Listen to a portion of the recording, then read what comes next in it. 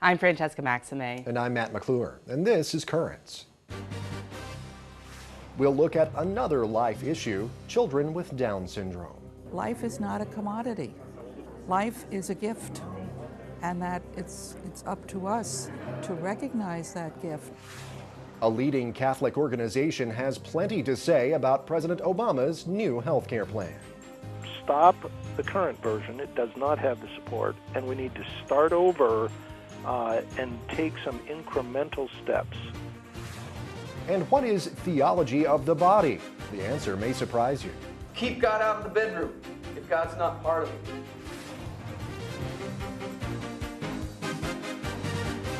Well, good evening and thank you so much for joining us tonight. The numbers are staggering. As many as 90% of babies diagnosed in the womb with Down syndrome, well, they're aborted. But in the last year and a half, Down syndrome has received a lot more attention. Right, and that is thanks in part, anyway, to former vice presidential candidate Sarah Palin, who gave birth to a son with the disorder. And recently, Down syndrome has received some attention locally. The Joint Parish Respect Life Committee and the Office of Faith Formation for the Brooklyn Diocese hosted a discussion with 3 mothers of children with Down syndrome. It's all part of a Catholic speakers series, and we went to Mary's Nativity Parish in Flushing, Queens to talk to those mothers and check out the discussion. The messages that are out there are very wrong for life. So with the Catholic Speakers series, we have the opportunity to present knowledgeable people who will present the truth and the facts and try to disseminate the teachings of the Church and to help to bring about a culture of life. When you have a prenatal diagnosis, a geneticist will call you or meet with you and come up with a very clinical list of every single solitary thing that can be wrong with your baby who has been diagnosed with Down syndrome. My biggest goal in coming today was to hope that anyone who comes into contact with a woman or a father who gets a prenatal diagnosis of Down syndrome will not be afraid, will have current information about children and how much they are loved and how they can be successful in their communities, and that they shouldn't be afraid.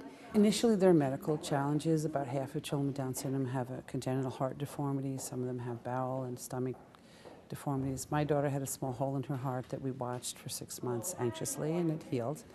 There really isn't that much difference of raising a child with Down syndrome and raising a typical kid. At least that's what I'm seeing now. I know that there's going to be challenges ahead, and I'm not looking at the rose-colored glasses. My question is, do you feel that with change of attitudes and new methods of education, that your children will have a better chance of living maybe an independent life or almost an independent life?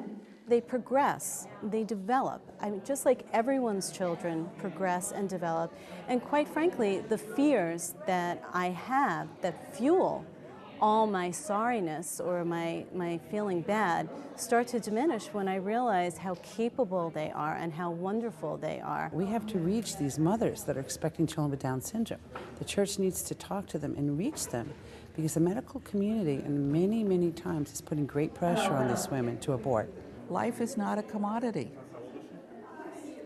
Life is a gift, and that it's up to us to recognize that gift and to protect it, nurture it, and do everything we can to love that child and to love life from its very beginning.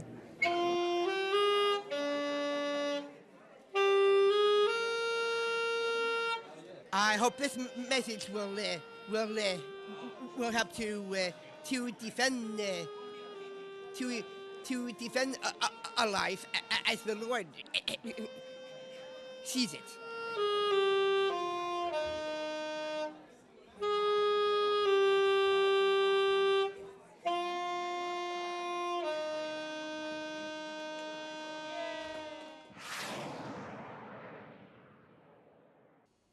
An inspiring young man there, and we also met some very passionate mothers eager to get the word out about Down syndrome. Indeed we did, but stay tuned, for there's more Currents coming up straight ahead. When we return, one more state says it will recognize gay marriage. We'll have that story plus the rest of the day's headlines in a moment. Welcome back to Currents. I'm Francesca Maxime. And I'm Matt McClure. Coming up in just a bit, President Obama met with Democratic and Republican leaders today to discuss health care reform.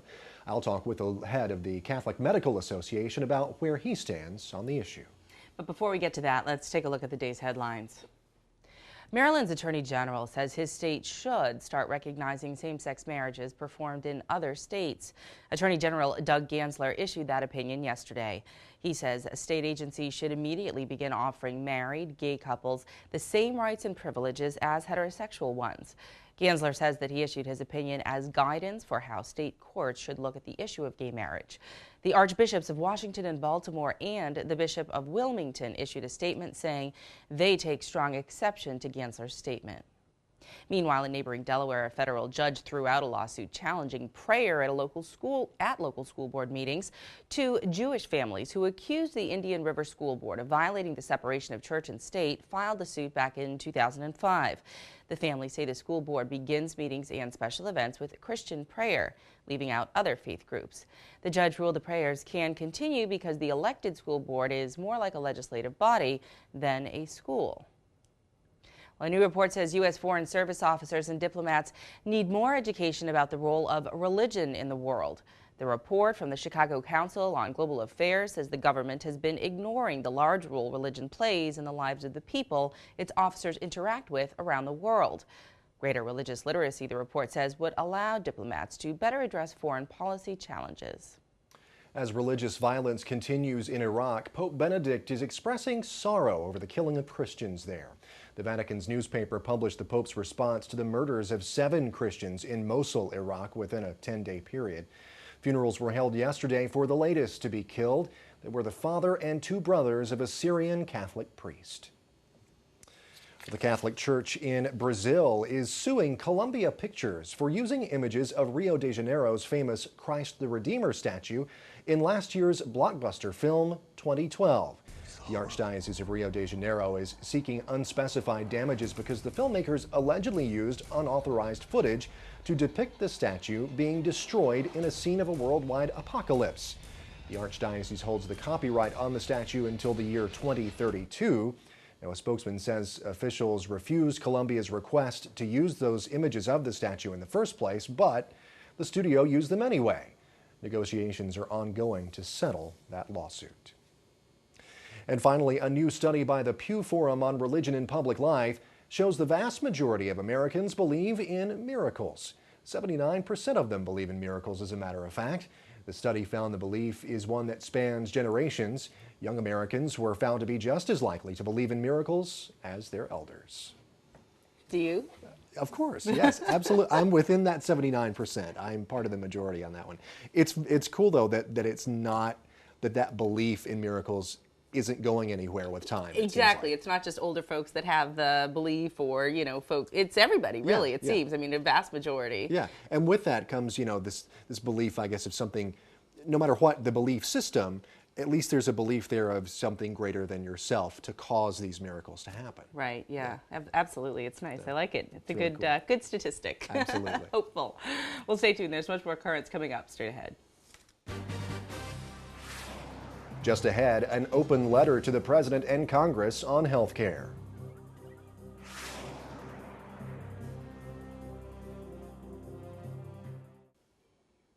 Welcome back. Still ahead, the theology of the body seen in a whole new way.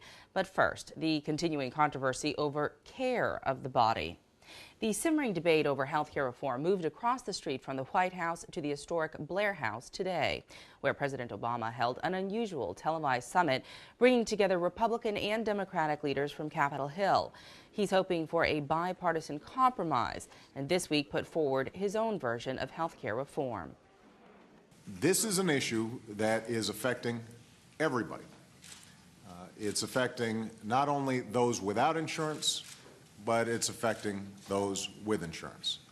And when you talk to every single expert, and you just talk to ordinary people, and you talk to businesses, everybody understands that the problem is not getting better, it's getting worse.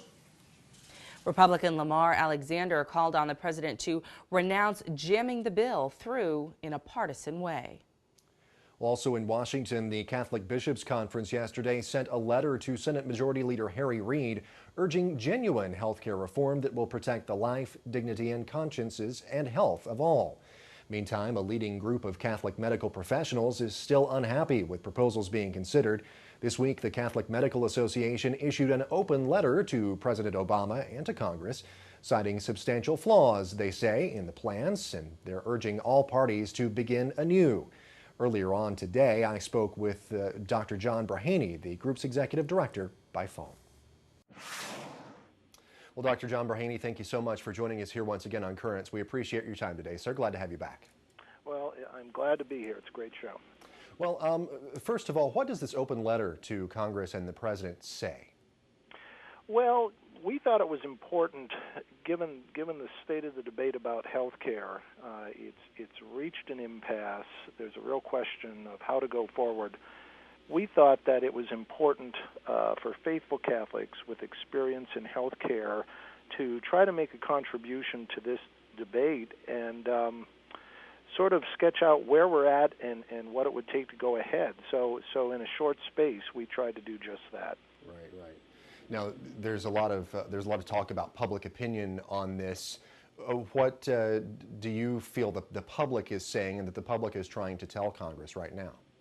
Well, not that public opinion decides questions, but it can be an important indication, of people's convictions, and what we've seen with this healthcare legislation is that people have turned against it steadily and over time and now decisively. There's not a single national poll that shows majority support, and most show well over 50% opposed and under 40% in favor. And we think there are good reasons for that, and I think that's what's important. It's not just that people don't like it or this or that. We think the opposition is well-founded.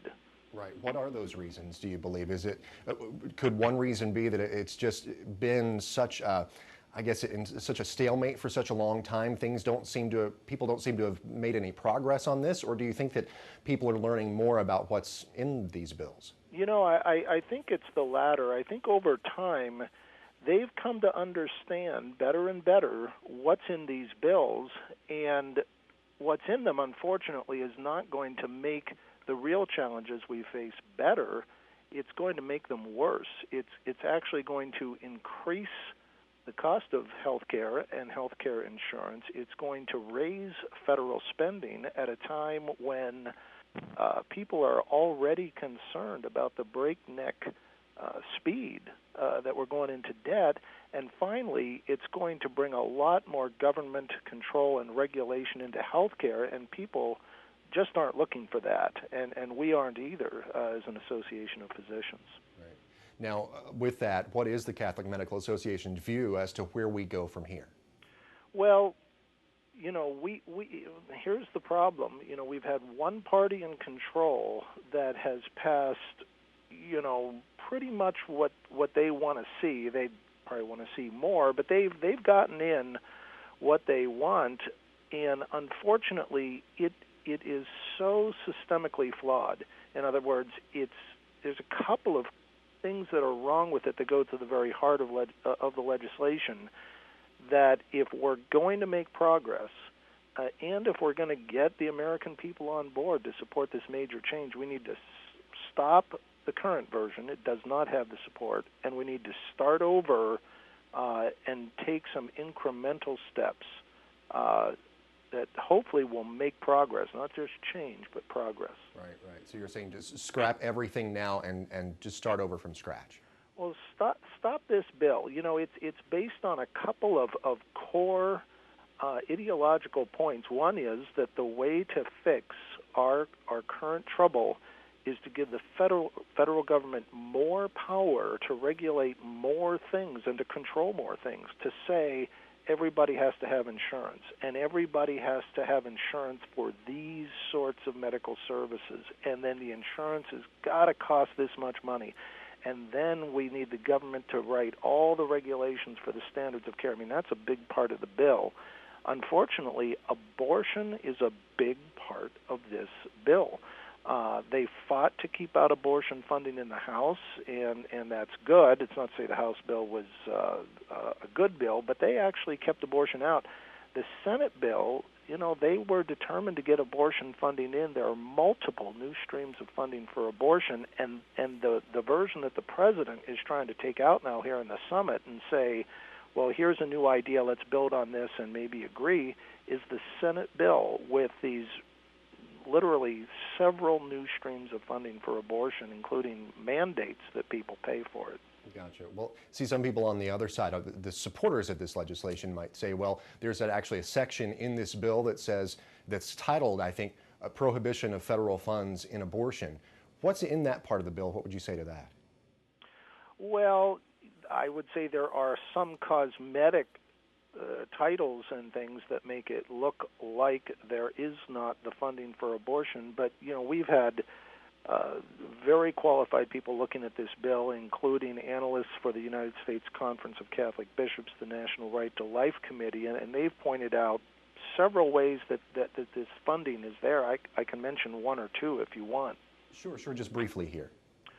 Real briefly, well, one thing is that abortion, people who get subsidies from the federal government for their health care can get subsidies for health care insurance programs that cover abortion.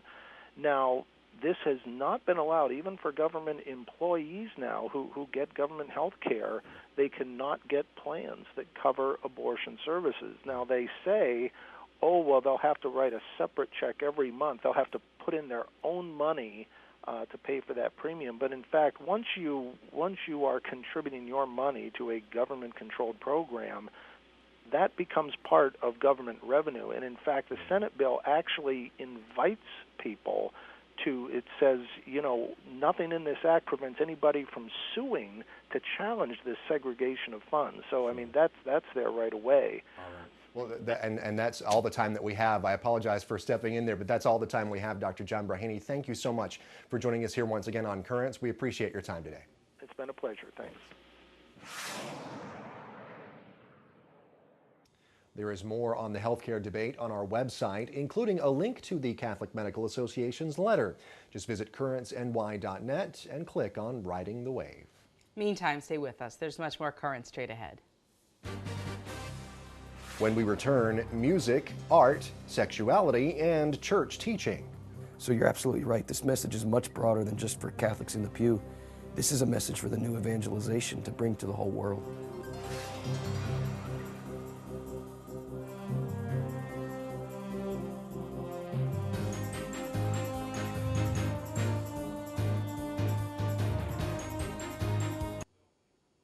Finally tonight, sex, love, and God. Those three ideas are powerfully intertwined in Pope John Paul's teachings on the theology of the body. And one of the world's leading authors and teachers on the topic is Christopher West. And he came to New York City recently to give an unusual and provocative presentation on the theology of the body, using music and art to weave together its themes in a reflection that he called Fill These Hearts, God, Sex, and the Universal Longing. God is love. Keep God out of the bedroom. I don't know what's going on in your bedroom, but it ain't love if God's not part of it.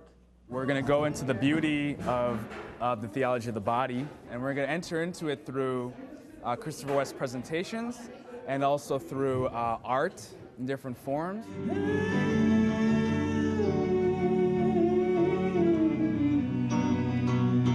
The theology of the body is a collection of 129 talks that John Paul II delivered early in his pontificate on the meaning of human embodiment, particularly as it concerns our creation as male and female, and the call of the two to become one flesh. It's really a reflection on how we image God as male and female. St. Paul says it in Ephesians chapter 5, that the one flesh union is a great mystery that reveals Christ and the church. So it's about how our bodies as male and female and the beautiful mystery of human sexuality becomes a sign or an icon here on planet Earth of the eternal mystery of divine love. To stuff desire is suicide of the soul. And it is an absolute tragedy that many of us are raised with a kind of Christianity in which we think the goal is to annihilate, repress, ignore, or somehow otherwise delete that mad, burning, wild desire. Mike and the band, Mike Mangione and the Union, they're one of the best folk rock, American folk rock bands you're going to see. And Christopher West's presentation, he's known internationally, so I just feel like they bring a very good flavor that can work anywhere. But it'll be interesting to see how how it plays for New Yorkers. Lay me down easy, love. Lay me down. We're trying to create a communion amongst what we're doing. Performance is not just a one-way direction, it's a mutual thing. It is a communion. And so we're trying to do that with the audience as we perform, and through that communion, experience something brand new, but at the same time fleeting. It's never going to happen again, our relationship with the audience. And through that, establish something beautiful. We long, we ache, we yearn for a love that lasts forever, do we not? This message is an invitation to a banquet, and the world is starved for it. And for lack of knowledge of this banquet, we're going to what I call the fast food menu of the culture. And if you dine on this fast food to satisfy that hunger for love, it's not very healthy. And you can look at the culture and you can see the sickness. You can see that we're longing for something more than what the culture has to offer. So you're absolutely right. This message is much broader than just for Catholics in the pew. This is a message for the new evangelization to bring to the whole world.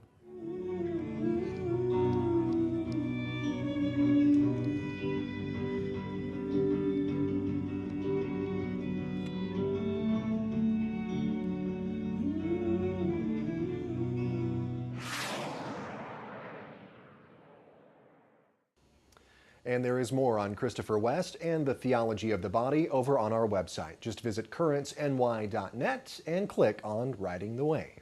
Well, that is it for this edition of Currents. Coming up tomorrow, a fresh look at one of the most powerful and controversial films of our time, The Passion of the Christ. In the meantime, remember, you don't even need a TV to watch Currents. You can always catch us online at currentsny.net. And you can also follow us on Twitter. Become our fan on Facebook as well. That's facebook.com/currentsny. Until next time, I'm Matt McClure. And I'm Francesca Maxime. Have a great night.